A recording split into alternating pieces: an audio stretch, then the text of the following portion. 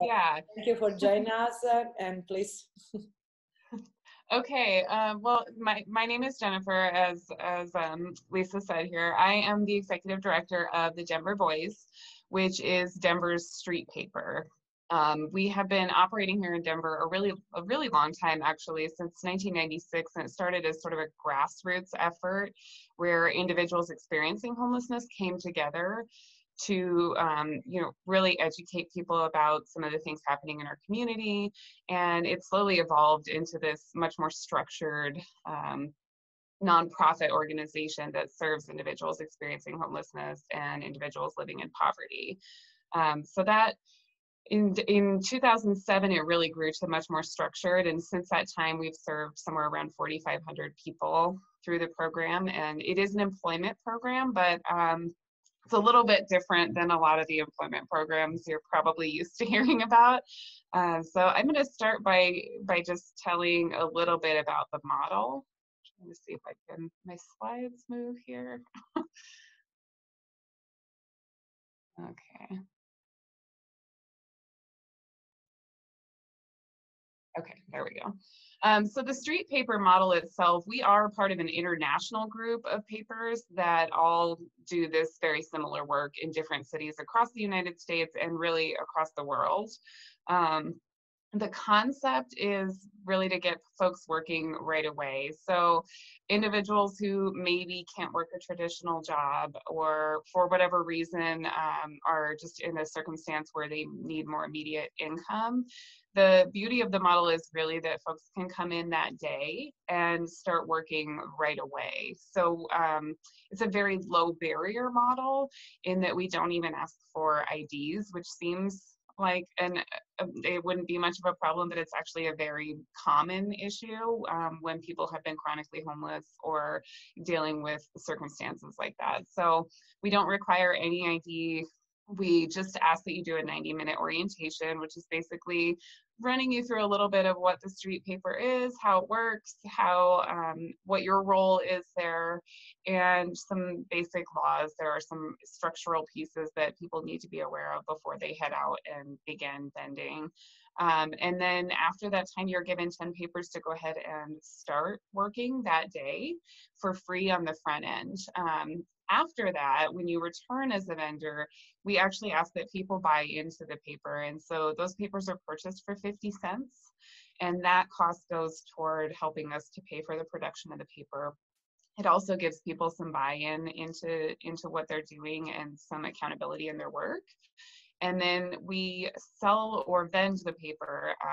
The vendors they're given this $2 marker, which is really a suggested donation.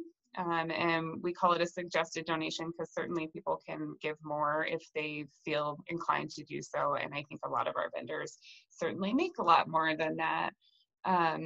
So really what the street paper does is it provides income and it provides job skills for individuals who've experienced homelessness, marginalized individuals, and those people work as contractors. So it really allows you to work a little bit non-traditional, and the reason that's really beneficial for people is, for some people it's a bridge space where they're coming in and they're really trying to figure out their next place. Maybe they're trying to find housing, or they're trying to find a more part-time or a more full-time position, and this is something they can do in the interim of that and continue to earn money while they work toward all those other goals. And actually this year we put into place 2 peer navigators as well. And those are individuals who have worked through our program successfully, who have gotten themselves housed again, who are in a really stable place. And they work directly with our other vendors to support them throughout their time here. And that is really, in addition to the income earning piece, they are working with them on a lot of other issues. So they're working on finding them healthcare, working on, ensuring that they have food, insurance, legal services, if that's something that people need. And obviously working on housing and more long-term employment is a big goal for a lot of those people.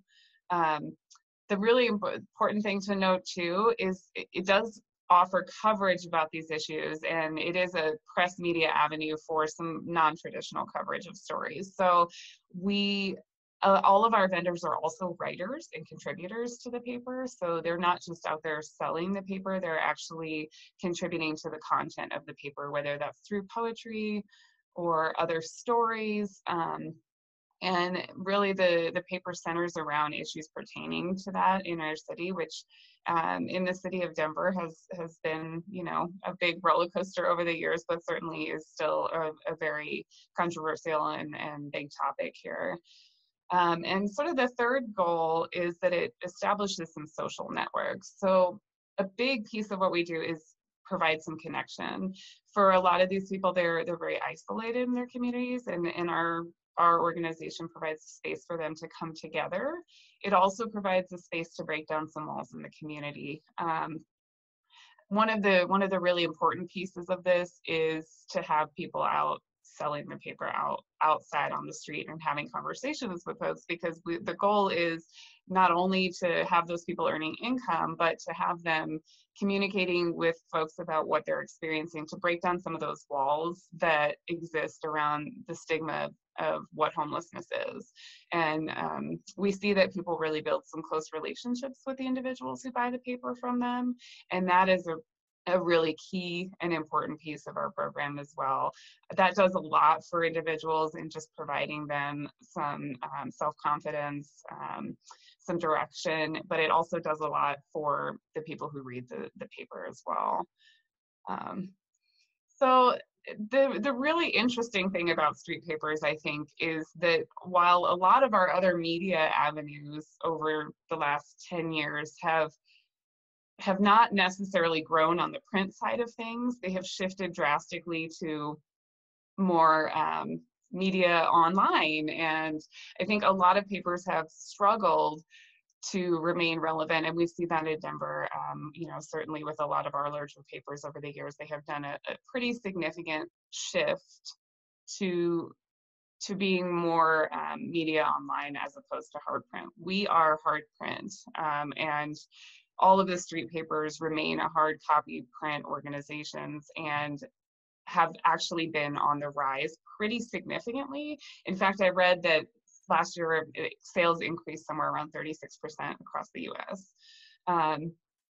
So there's, you know, I think there's a lot of reasons for that. There's the simplicity in the model is a big part of its success. I think for people to come in and start working right away isn't a really important piece. The access to it, I mean, I don't know if you're around downtown Denver, you've probably seen some of our folks. The access is there on both ends for them to come in and start working, but also, you know, it's very accessible to public spaces in our community. It provides a voice that isn't necessarily heard all the time. And I think in more traditional media avenues, you know, oftentimes people are looking for more on the ground news pieces that they don't necessarily get to hear or see in other places. I think the social element is also a really important part of that. You know, while all of us right now are operating on Zoom and operating from home, I do think the human element and the interaction between people has been one of the reasons that street papers have been tremendously successful. And I think it sort of came at the right time. The increase of this really started happening actually the last time that we had a recession. We saw a lot more people interested in those different types of news media pieces, a lot more human interest pieces, and hearing from a voice they hadn't heard. But we also saw a really interesting thing happen in that so many people who were laid off in that Great Recession in 2008, 2009, those people became vendors of the street paper. So we saw a really interesting, different group of individuals access that for the first time. We saw chefs who were laid off from work, construction workers, part-time employees who had lost their work through that, really for the first time look at this as an opportunity to help them bridge that gap and make some income in between there. So it's important for me to note too that we do serve just a tremendous walk of life. People come from all different backgrounds and all different places. And a lot of our folks are college educated. And so, you know, I think there's this perception sometimes that homelessness exists just in one part of life. And I think the street paper does a really important thing in breaking that perception down, and that's really why I think it's been so successful. But as an in-person media avenue, COVID-19 obviously has been really, really hard on us. And I am in touch with a lot of our street papers around the world, and I think we've all kind of struggled through this and made some tough decisions and are really looking at what happens next. So in mid-March, we started to see our sales just plummet. We were not even at half of the sales we normally were at that point in the month. So we were already talking about, you know, is it going to make sense for us to continue to do this as things are evolving? And then March 20th, we actually made the really hard decision to halt print. And that was a really tough decision because, again, our vendors don't earn any income if they're not out there selling the paper. So we knew that we were going to have to do something a little bit different. But we have a lot of folks, too, who are in that really high-risk group who have other health concerns or who are in the age bracket where it certainly wouldn't be smart for us to send them out there and put them at risk of this during this time. So we did make the decision to halt print. We're a monthly newspaper, so we had already printed for March, but we're just not seeing the success and decided that for April we were not going to do that. So since that time, we quickly sort of scrambled to figure out, well, where does that leave us if we don't have any sort of mission to do right now? What should we be doing? And we decided that, one, we wanted to ensure nobody in our program went without income during this time. So while a lot of other people who didn't have work were filing for unemployment, our individuals don't actually qualify for that under the systems that are in place. We don't file anything for them annually as their sort of contracts on donations. So it's a suggested donation and we don't report any of that information. So they're in a unique position that they really were not able to access some of the other resources available for people, which left us to a place where, you know, we were looking at how are we going to make sure as an organization that we're taking care of these folks during this time. So we acted pretty quickly to get some support of donors. We are a 501c3, so we're completely funded by donations from grantors and individuals. So we acted pretty quickly to get some support from those folks and plan to make up the income that we know our vendors typically make. Now that varies widely. You know, everything is totally within their control in this program. You can sell as many papers as you want to and work as often as you want to. So for some people, it's their only source of income. For others, it's just a supplement. And so we looked at realistically how much our vendors were making over the course of a month as a collective group. And that is somewhere between $10,000 to $12,000 a month as a group. So as a nonprofit, that's a really, it's a really huge added expense on our part. But we are lucky to have had some support come in, and we have designated a good chunk of money toward that effort. So far, we've done 2 rounds of emergency funds, and basically we ask people to submit an application that outlined their needs in housing, food, and medical services to really ensure that nobody's falling backwards during this time. We worked really hard to get them up to a place of self-sufficiency, and so the last thing we wanted was for this to cause people to take a significant step back in the wrong direction. So that application process, it basically just asks some general questions around that, and it asks some questions around, you know, what needs may have changed given the current circumstances. And over the last couple of months, we did 1 round at the end of March, headed into April. Typically, we see a lot of people coming in and buying the April edition at that time and getting ready to sell for that month. So that was good timing for us to be able to do some emergency funds. We've been able to help about 60 of our individuals so far through that, and we have handed out just under $20,000 in direct service funds we've helped people keep their homes for those individuals who've worked really hard to get to a place where they're housed. We've made sure that they can pay their rent, and primarily just made sure that everybody has food and the resources they need. We've also, the really big challenging part, as I mentioned, is it's a connection space for people. So not only are they not connected with each other right now, and we're trying to facilitate that in some ways, but they're also not connected to those people they're used to seeing. Most of our vendors have regular buyers that they see daily, that they really have gotten used to having an interaction and relationship with. Our population is somewhat more isolated anyway, so that has been a really tremendous hard impact on us, and we're asking supporters to sort of help us out by writing to their vendor, sharing a video, and just helping them to feel connected. And peer navigators are those two folks I mentioned on our team that our previous vendors they're really working on keeping their connection with those people as well through this time. So the other thing is, how are we staying relevant as a media source? Because that is really what we do. That's our product. And we are not printing anything right now. So really what it's done is like our more traditional media avenues, we have had to say, okay, what does this look like for us? How do we share our stories in a different way? So we've always had online and digital content. We haven't certainly hasn't been a featured space for us. I think, what we don't want to do is take away from our vendors, and that's their income source. And so we really haven't ever pushed that as like online sales. We have subscribers and we've always got some content up. It's always been accessible for free, and it continues to be through this time there and accessible for free. But we're also really starting to explore what that might look like more long-term as we look at this potentially lasting longer, people being a little bit resistant to purchase the paper in person. We're trying to do a lot more communication. I think, especially now, there's a lot more communication happening from everybody. And so we're trying to really be more present and remind people that their vendor is still here, that we're still here doing this work.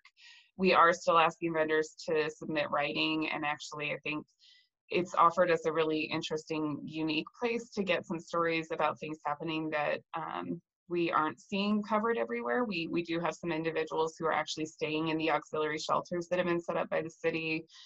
So getting some inside stories around how that's going. And, a lot of our people who are unhoused are still out and about in our city. While it's pretty quiet for the rest of us, they have been out over the last 6 weeks and, capturing some stories for us around all of the things that are happening. The social connection piece remains a really important part. And interestingly enough, we're leveraging some new opportunities. We came together with another nonprofit group through this who their service was sort of interrupted as well. And they're an employment program that works primarily through restaurant groups. So we really came together and started putting our vendors back to work by putting them out in street outreach. There are thousands of homeless individuals in Denver on the streets who are not in a shelter and who are not in a house situation that, believe it or not, when this was happening, as much as this was like really hot news for everybody and everybody knew everything happening with the coronavirus, we spent some time in those communities and many of them had no idea what this was. So we put people to work educating their peers on what exactly was happening, on proper hygiene, on where they can get healthcare services, where they could get tested if they felt ill, and some of the things that the city put into place, like respite beds. So there are some hotels being utilized to put individuals into social isolation if they have symptoms or are ill. And so just making sure that people were really aware of all of those things. We were able to continue to pay our vendors to do some work that was really meaningful in the community. And we're hearing even from employers now, as we head into, some of the restrictions being lifted, that a lot of people are also having a hard time getting their employees to come back to work. And so we're exploring some other options of partnerships and how that looks going forward for us as well. One of the really big things that this has pointed out, though, is just the divide. I think it's really easy for a lot of us who use our cell phone and computer every day to really take that as the norm. And you would be surprised that, you know, certainly a lot of individuals experiencing homelessness do have cell phones, but it's a lot less than you would probably think. So we were finding that somewhere around 25% of the individuals in encampments had a cell phone. So that means 75% of them were not connected in that way at all. We're doing census outreach work as well, and finding that holds true in all of those communities. So providing some access during this time was really important for us, because we want to stay connected with our folks, but if they don't have a way for us to reach them, that's really, really challenging. So we have been providing some cell phone access for people. Part of the funding we have received from generous donors, we put towards making sure that everybody has a way for us to reach them. And I think that will be growingly important going forward, because the likelihood is that we will have some of this kind of echo and continue for a while, even as restrictions lift and we start to sort of return back to some normalcy. I think it's going to be extremely important that we continue to provide that access. Social isolation, I've touched on it a lot. We have a lot of at-risk populations, not just in homelessness, but we have a lot of people who suffer from mental health, various different concerns physically, and so it's even more important that they're able to be reached and that they're able to reach us should they need some help. So I think it's just really highlighted a lot of the divides in our community as well. I do think the street paper is really resilient. I think a lot of people, I heard at some point that somebody said, well, what if you guys never go back to selling in person again? And I really don't think that's going to be the case. I do think that, things are going to be different for a little while, and we're really talking about what does that look like. But we have a really resilient group, and the individuals that we work with certainly have overcome a lot of challenges. And in a lot of ways, I think all of the rest of us are feeling sort of some semblance of what is normal for a lot of the people that we work with, and the uncertainty of day to day is a pretty normal thing. So I'm really confident that they're going to adapt and we're going to be really resilient. I certainly think that we're going to go back to selling in-person papers. That's certainly going to look different, and we're also looking at a lot of the ways that does look different going forward. So the future of street papers, I think as we look to open, we are hoping to open June 1 and start print again. However, we realize that it's going to be at a lot lower level than it has been in the past. And so we're prepared for sales to be slower. We're also preparing for people to not feel as comfortable grabbing the paper person to person. And so obviously we're providing our vendors with masks and gloves and all of those precautionary things. We're making sure we have hand sanitizers. Thanks to a partnership with some of our local distilleries, we're getting those donated and accessible to our vendors. And we really want them to take all those precautions. But we also know that, cashless sales is probably going to be really important. That's something some of our other street papers across the U.S. have been doing already. It's not something we have really put into place. So we're looking at Venmo sales and how that works. We're touching in with other street papers who are utilizing drive-throughs to keep some distance. We are looking at the possibility of a podcast and launching some different media avenues for vendors to participate in, knowing that, things are not going to be the same coming out of this. And we're just really looking at all the ways that media can be presented in a different way, while making sure at the same time we don't cut our vendors out of that process, because that is the heart of what we do, and that's really what we want to stay true to going forward on this. So I think, one of the big things I wanted to make sure I touched on was just sort of how people who are watching can help. Obviously, you can always make a gift to support The Voice, and we appreciate that, and there's a lot of need right now. We have, like a lot of our nonprofits, we've had to cancel our in-person events, fundraising events. Spreading the word about what we do in the news. I think, our vendors take an incredible amount of pride in the news stories, and that they're writers and contributors. And there are some awesome stories. May's edition is online, and you can access those on our homepage. Those stories are pretty incredible. We captured some really, really cool things over this time. You can help our vendors stay socially connected by doing some of those things I mentioned, like writing, creating videos. But I know I have a lot of designers here, and that's something, honestly, donating a skill to your nonprofit is so tremendously helpful. We utilize volunteers to do all sorts of graphic design, writing, photography, film. So there are always tons of ways for you to get involved there. And that's something that you would contact our editor at editor@denvervoice.org to get involved a little bit more with. And then really, I just kind of opened it up for questions from you guys. Thank you, Jennifer. And actually, I can see there are like few questions. And so in general, I kind of want to go back to the previous page you had, Sure, yeah. how people can help. So I think we can include this info in the recap email we are gonna send so you guys can do it directly. When you say like make a gift, like you guys, can we like just donate money through Venmo or like?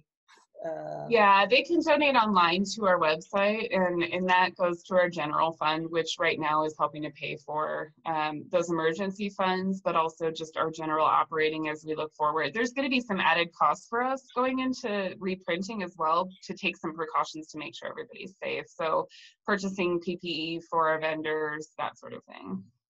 Okay, and then about the skills, because I think we are majority a community of creative people, should we just contact the editor and see what you guys are in needs, or? Yeah, that's the best way to do it. Honestly, we have people come to us with their own ideas about things they want to do to the street paper. So maybe you read and take a look at what we do and you have a really wonderful idea. We love that. And we're always looking for creatives to help us out with that. We have people who help with events and sort of the design and advertising around that. And we put out a paper monthly that certainly requires a lot of that skill. And at one point you mentioned that people can also contribute, like sharing a video or writing a letter. Is there someone in particular, like someone wanna do it? Like if I wanna take a video, who should I talk to? Yeah, so actually you would just send that to me directly. And I can provide even some template type guides for videos to say hello to our vendors. And then we share that out widely. For those who have emails, we send it out directly, but we also share it on all of our social media avenues and on our website. Cool. So I wanna go, if you guys have questions, please write in them in the chat on the Q&A. I see there are a few. So some of the questions, do the vendors sell to bigger places like downtown offices? Where do they sell? Where can we find the vendors? Yeah, so that's an interesting question too. And I think that's one of the things that's evolving right now.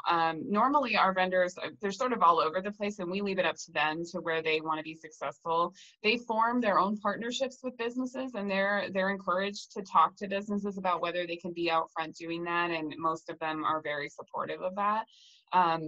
We usually have a pretty heavy downtown area, like 16th Street Mall has a lot of our vendors out and about. That is probably going to look differently. And what I'm hearing from other street papers is that the downtown areas might not be the most effective places for them to sell right now. So we are actually getting a little bit creative and sending people to more of the neighborhood areas where there seems to be a little bit more traffic right now. But we actually have a map of that I'm hoping we can get live on our website soon. It's currently existing just in our office, but we're trying to move people to some different places.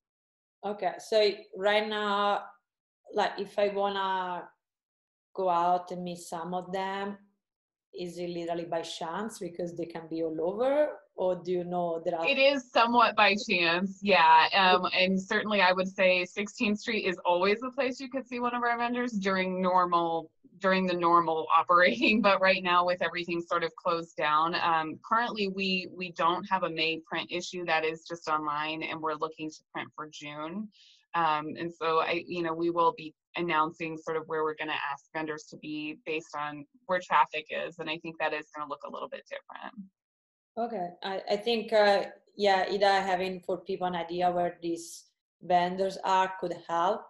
I'm new in Denver myself, and honestly, before meeting you, I have no idea about the Denver Voice, and I think this is such an interesting project that needs more voice on itself.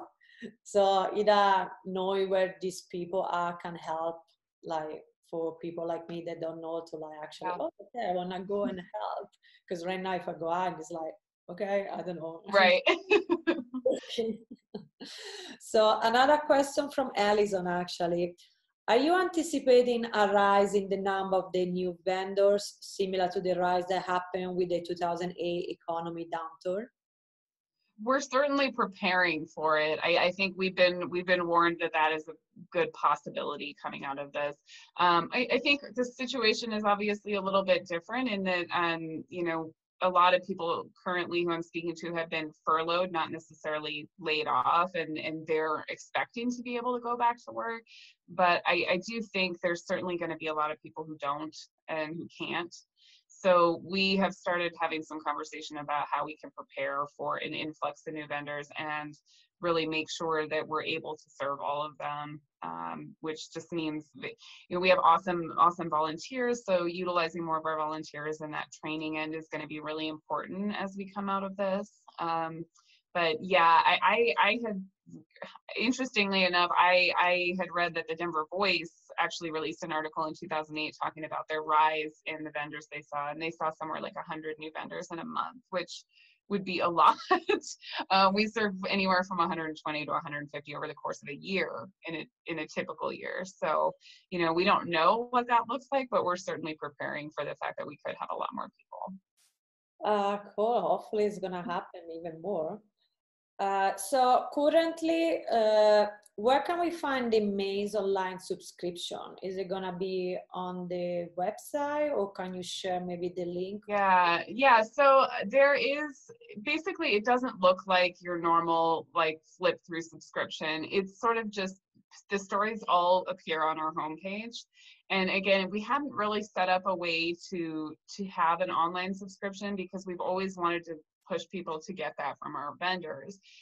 We are looking at potentially, even coming into June, looking at putting that out through Issue, and that will be up on our homepage as well for people to access. We currently aren't charging for any of that content online. We hope that people feel generous and make a gift, certainly. But you know, we never want to compete with our vendors for their income, and so that's something we're being really cautious about going into this. What does that look like if we do get onto Issue and we're selling those copies? How are we making sure that then we're not competing with the people we're trying to help? And so that's something we're navigating over the next couple of weeks as we look at putting more of that up.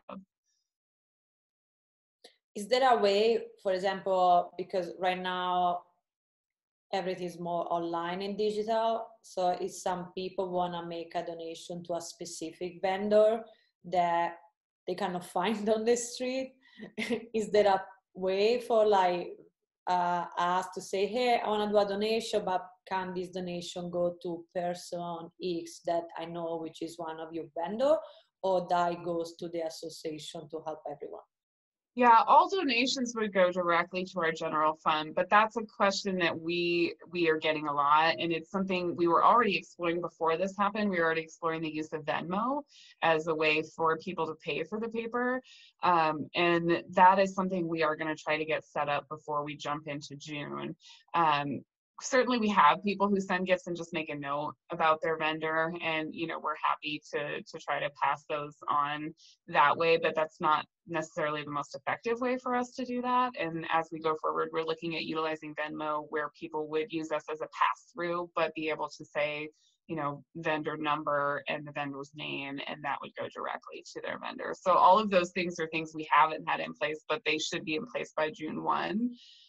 So, you know, because again, we don't want to eliminate the social piece of things, but we do realize that things look very different right now, and they're not necessarily going to be able to go find their vendor. And even though we will be selling in June, we have a lot of vendors who probably will choose not to because of their own health and safety. We serve a lot of people over the age of 50 and a lot of people with high risk health conditions and immune compromised folks too. So I don't think that they will be all going out right away, even though a lot of them are excited to return to that. So we are, you know, I would say watch our website for Venmo information that should be available soon.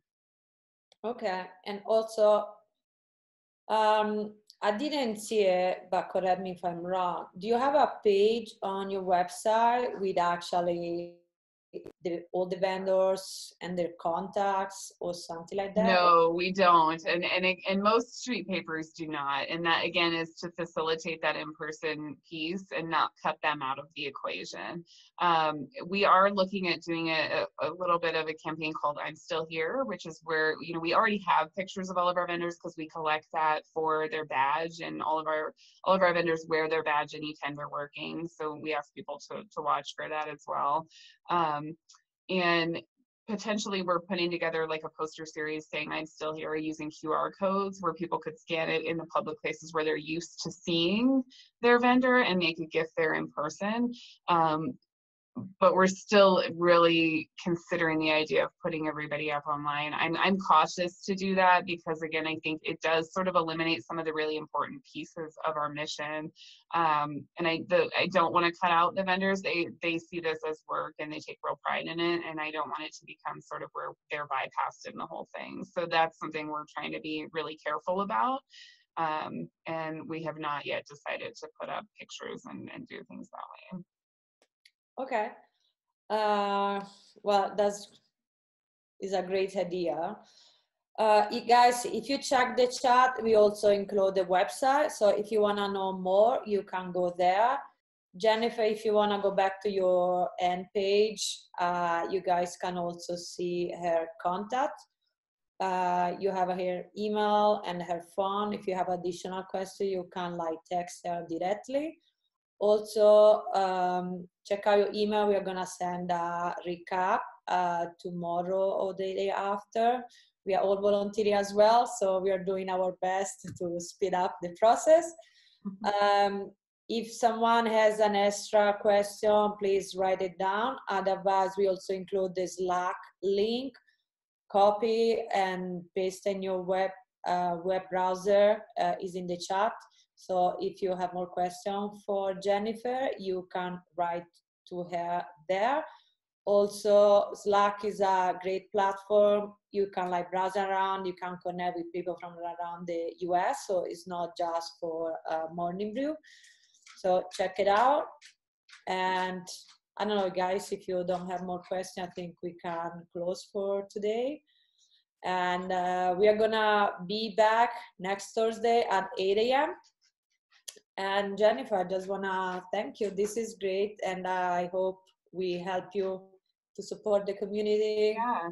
Voice to the voice of Denver, and hopefully something special is gonna happen for you guys.